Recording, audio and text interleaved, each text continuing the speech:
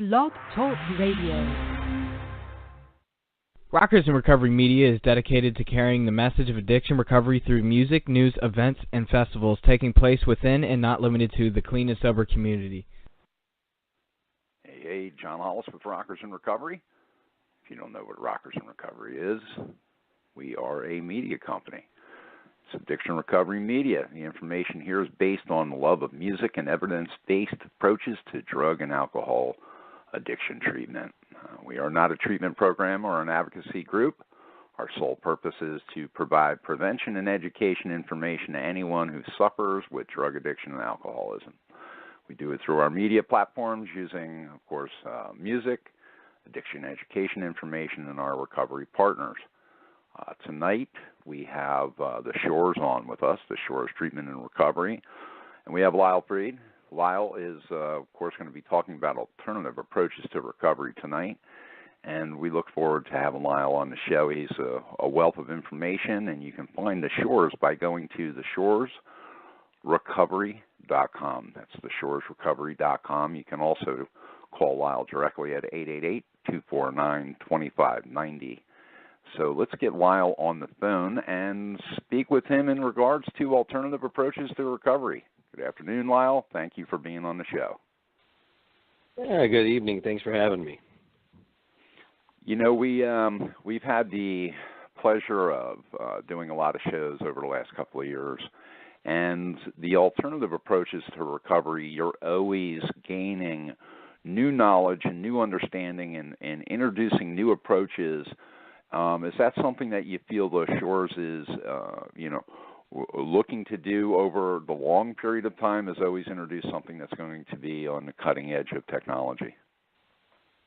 Well, it depends on what's available. I mean, really what we do is we look at the science, we look at the research behind it, and we look at the effects and availability for our demographic. And if it's viable and helpful to our clients, then certainly if it's possible, we'd like to be able to take advantage of things that are helpful to our clients.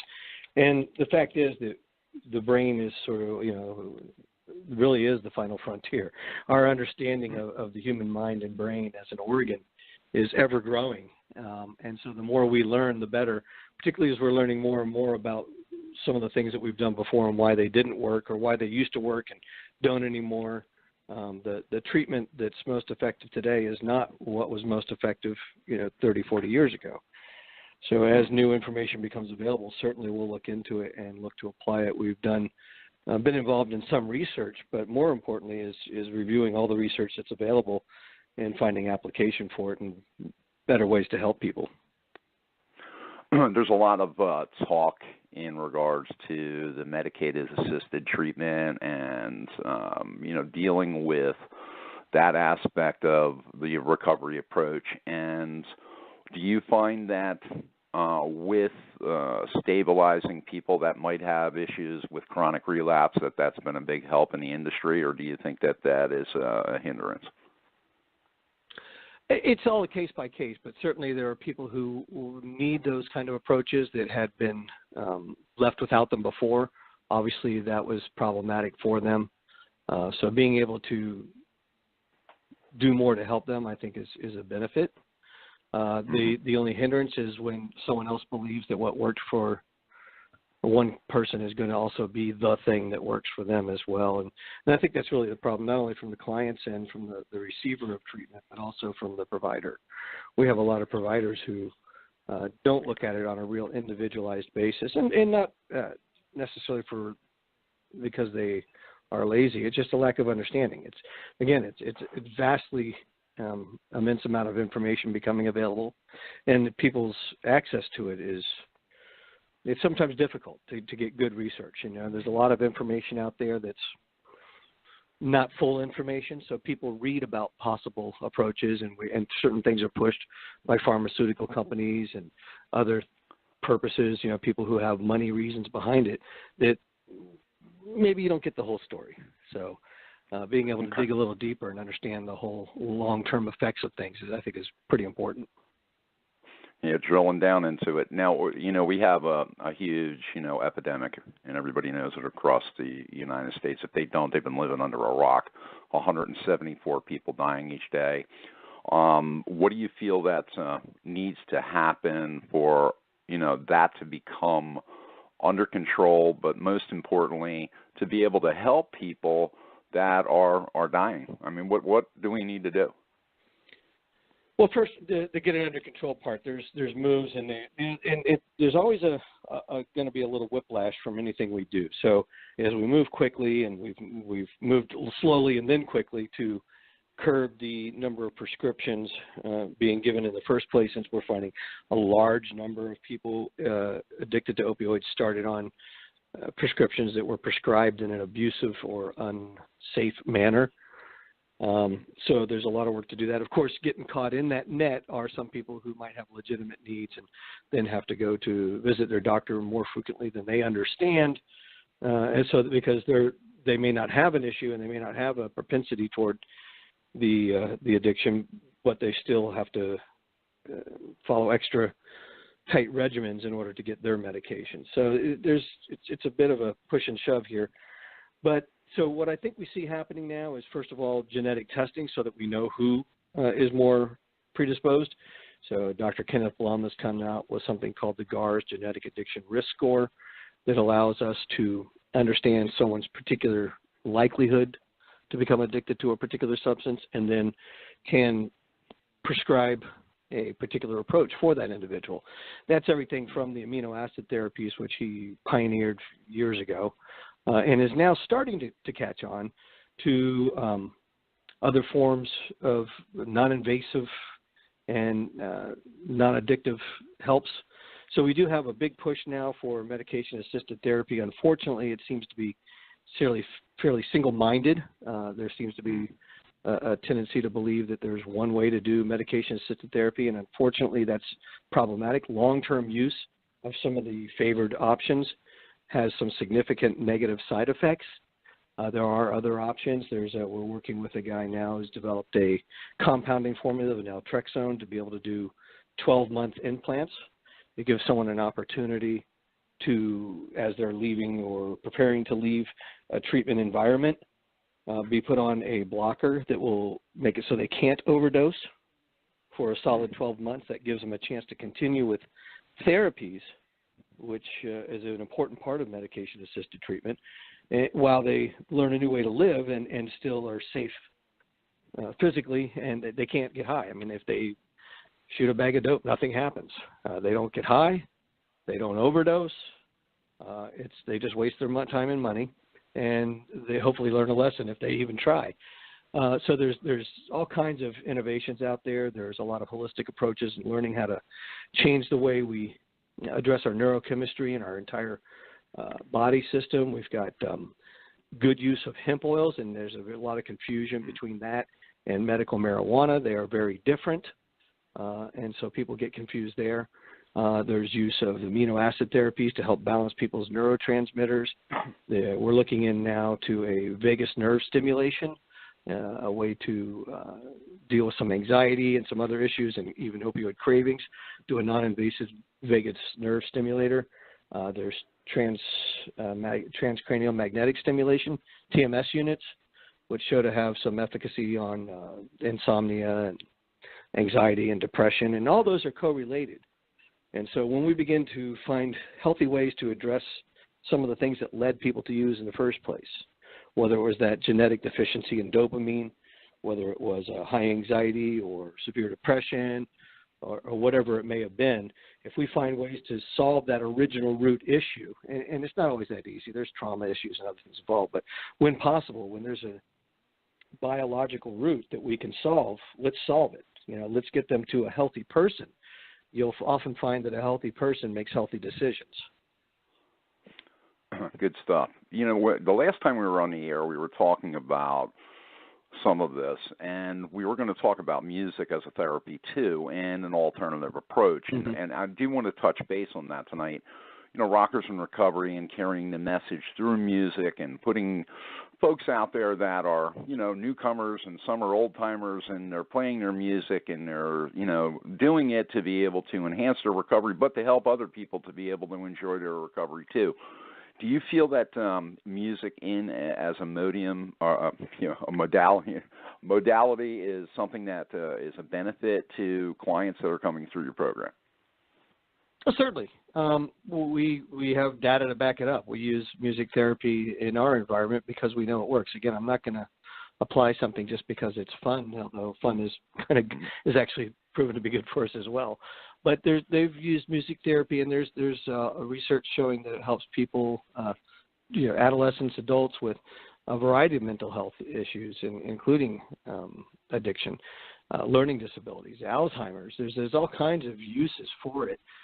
We use a form of music therapy in combination with our neurofeedback system.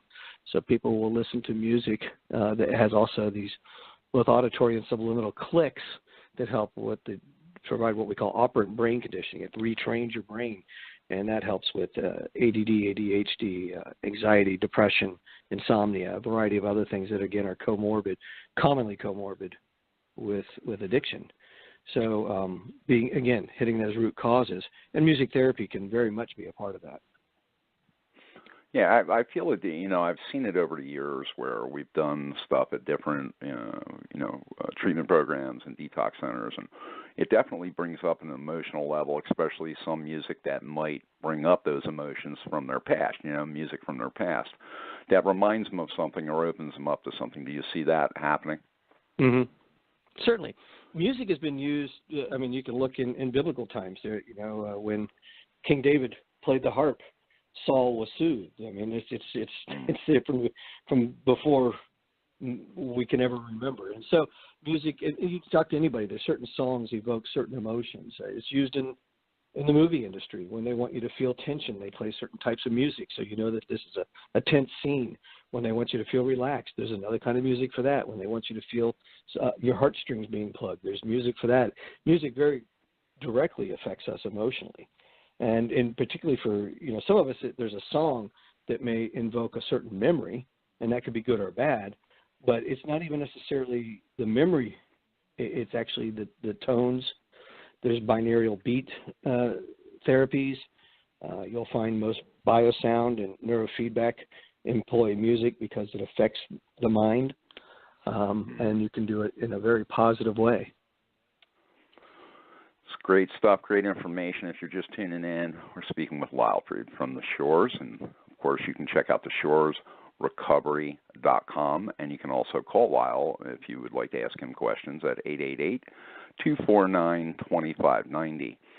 Also, we, of course, highlight Lyle at least once a month, and we will have this show going through the February, of course, posts and all of that, and you can turn on your friends to the show and have people listen and check it out.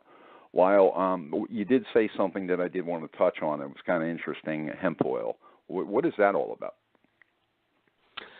Hemp oil, it's a full spectrum hemp oil contains hundreds of cannabinoids, and that affects our endocannabinoid system. And again, I want to make it real clear, there's a lot of confusion between hemp oil and other CBDs or marijuana oil. Marijuana contains THC. It comes from a different plant. The cannabis family has two basic branches. It has the sativa branch, which is marijuana. That's the stuff that gets you high and has the THC. THC is tetrahydrocannabinol, so it's one of the many cannabinols. And then you have the hemp plant, which is the other branch, and in its normal natural form, it has about a 0.03% THC, which when properly processed into a form that's best for the body, the THC is removed. Most of the benefits you see from medical marijuana studies are actually from the other cannabinols. They're not from the THC. So the interesting thing is that the hemp plant tends to have a higher concentration of those healthy cannabinols than the marijuana plant. So you actually get greater benefit from hemp than, It has the bad name because of the association, the cousin of, so to speak. the marijuana. Sure, exactly. Because So, of the THC. and particularly in the recovery community, I mean, I've had a lot of people say, you can't do that. They're in recovery. There's a zero psychotropic effect if there is zero THC. So and it won't show up on a drug test as THC because it contains none. So it's safe for people in recovery. It's legal in all 50 states because, again, it has no THC. THC is the problem. Marijuana is the problem in the various states and their laws. There is no state that has outlawed hemp oil because it contains no THC. And so a lot of people, again, I've had someone call me and say, my sponsor won't let me do this because they say it's relapse. Well, it's a very bizarre definition of relapse. I mean, if you take your daily vitamins, you're getting, because there's terpenes and vitamins and omegas and all kinds of things in hemp oil. And so if you're taking an omega, is that a relapse? I can't imagine anyone saying it is if you take the vitamins and the terpenes. So what the problem is their lack of understanding of what cannabinoids are. And it's understandable. I mean, if you don't know, you don't know. So going forward, I mean, as a therapy, where do you see that falling into place as far as a therapy to help people? Well, it's being used in several environments. I know Dr. Derek Da Silva uses it in a facility that he is affiliated with, and we've begun using it. There's several others that are using it, and it's great. And here's the interesting thing. It is natural, and it's healthy, and it does so many things. You have to understand your endocannabinoid system runs through your body. It's certainly a part of your neuro process, but it's also throughout the rest of your body. So if it's healthy, if that endocannabinoid system is healthy, a good portion of the rest of you is going to be healthy as well. And that's why it kind of looks like snake oil, because it claims to, the studies show it supported helping so many things, because it contains, again, not just the cannabinoids, but also the terpenes, the vitamins, the omega fats, and all kinds of good stuff. So, but there's some great studies out there, and I can give people links to reviews of literature on it and different National Institute of Health and peer-reviewed journals that talk about it, effects of cannabinoids on anxiety, effects of cannabinoids to treat pain. There's got it for PTSD, anxiety, depression, Crohn's, and other intestinal IBS issues, insomnia, ADD, ADHD, neuropathy. What's that? Yeah, I mean, the sleep aspect of it alone. I mean, hey, listen, I still suffer with sleep problems, and I've kind of gotten to the point in my life with several years of dealing with it that you just get to the point where you're like, well, okay, this is something I'm gonna have to deal with for the rest of my life. So it does, and from everything that I've been reading too, it does specifically say it can help you with that. Yeah, in the U.S., we've got about 70 million people who are believed to be suffering from insomnia, insufficient sleep, or some other sleep disorder. And the mistake that people make is they believe that CBD is a sedative. Well, in modest doses, it's actually mind alerting. It gives you better focus. So it's not a sedative at all. What happens is that they activate some of the same adenosine receptors as caffeine, which is a stimulant. But when people take this, particularly if they take it, not right at bed, they tend to also have a more relaxed state. So while you may be mentally alert, you are physically relaxed. And so some people will find, you understand, again, when you've got a full spectrum CBD oil, that's hundreds, 113, possibly more cannabinoids at work at once. And so your body sort of has these on-off switches. So when it has one that needs to be turned on and the right thing comes by and turns it on, it gets turned on. If the right thing doesn't come by. So if you have a need for increased sleep, it can sort of turn on that switch, so to speak. If you don't, then you won't have a sedative or sleepiness effect from it. So you can safely take it and drive and go about your day and actually feel very mentally alert, again, for that activation of the adenosine. So there's, which again hits the same receptor as caffeine, but it's actually healthier than caffeine. So good stuff, man. Been shown to help balance people for sleep. It's definitely so much out there that if people start looking at the different therapies and start looking at the different things that we're talking about this evening, one of the things that I would do is invite people to go to theshoresrecovery.com and also call Lyle at 888-249-2590 for more information. Again, this is about, treating the whole body in an individual. And I think that, the cookie cutter approach of, 20 years ago or 30 years ago or even 10 years ago, they've been really shown a lot that it has to be an individualized treatment for people that are suffering from addiction. Would you agree? Absolutely. If we don't look at them as an individual and their individual needs, for instance, the neurofeedback, if they have ADD or ADHD, it's an excellent treatment for that. If you don't have any of the symptoms that it treats, why would you go through that? It would be unethical, in my eyes, to provide a treatment that has no benefit to that individual. In the same sense, it's really unethical to not give them what is going to best benefit them. And you don't know that if you don't know the individual. And that's why people will call me up and say, will this be good for me? I say, I have no way of telling you that. I can tell you that this is the things it's used for. If you have those things, this may work for you. But it really takes a good bit of assessment and some time getting to know someone to know exactly what is best for them. But again, there's a lot of things out on the table that just aren't being used that really need to be. Great information. Again, if you're tuning in, we're talking to Lyle Freed from The Shores, and you can check out theshoresrecovery.com and also call Lyle at 888-249-2590. Again, if you're, suffering or you have a loved one that's suffering with addiction issues, give Lyle a call. There is a way out. If, Lyle can't help you, he can find somebody that can. That's the good news about Lyle and The Shores and different people that we work with. It isn't about just, hey, listen, give The Shores a call and, they can help. If they can't, they will refer you to somebody that can, correct? Absolutely. So, folks, I want to thank everybody for tuning in. Most importantly, I want to thank Lyle for being on the phone. We look forward to having you back on with us in March and talking some great issues like we do. And, of course, the world of treatment. And in closing, I want to thank the Shores Treatment and Recovery for the support that they give Rockers in Recovery for us to be able to carry the message of hope the way that we do every day on our platforms. It's through those guys and folks like them that we get to carry that message, and they are a yearly partner, and we appreciate your sponsorship and your partnership with Rockers in Recovery. Thank you very much. Batman, we'll talk soon, Lyle. Thank you. Sounds good. Talk to you then. All right. Bye-bye. All right, guys. Thanks for tuning in. Again, check out tomorrow night. If you like what you hear tonight, come on back tomorrow night. We got a great show in store for everybody. Always do. God bless. We'll talk soon.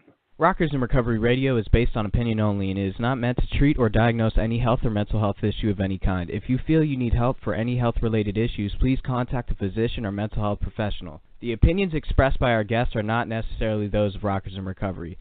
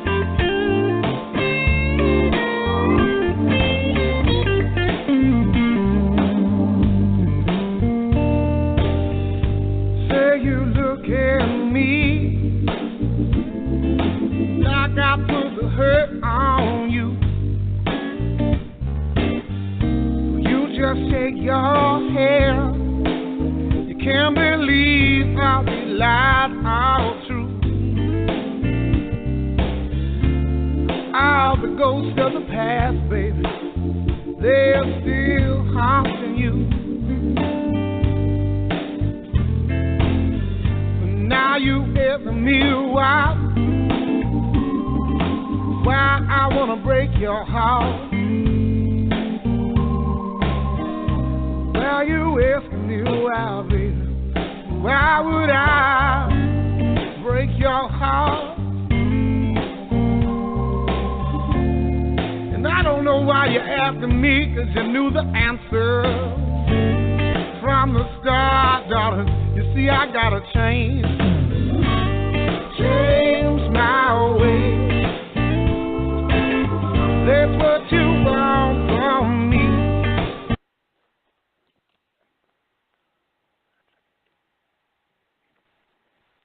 You bring your phone everywhere. Work, school, the movies. Now you can bring it to an Xfinity store for an easy way to switch to Xfinity Mobile, a new kind of network designed to save you money. You can get up to 5 lines of talk and text included with Xfinity Internet at no extra cost, so all you pay for is data. It's never been easier to switch to Xfinity Mobile and keep the phone you love. Click here to see how. Sorry, I gotta take this. Restrictions apply. Limited to select mobile phones. Requires activation of a new line of Xfinity Mobile. Up to 5 devices per account. New Xfinity Internet customers limited to up to 2 lines pending activation of Internet service.